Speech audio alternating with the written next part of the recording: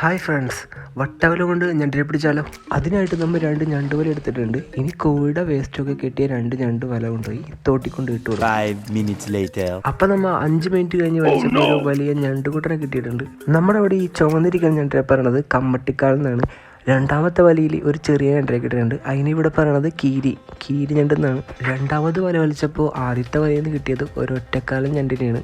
അത്യാവശ്യം വലിപ്പമുള്ള ചുമന്ന കമ്മട്ടിക്കാലൻ ഞണ്ടാണ്. രണ്ടാമത് വല വലിച്ചപ്പോൾ രണ്ടാമത്തെ വലയിൽ നിന്ന് ഒരു കീരിക്കുട്ടനെ കിട്ടിയിട്ടുണ്ട്.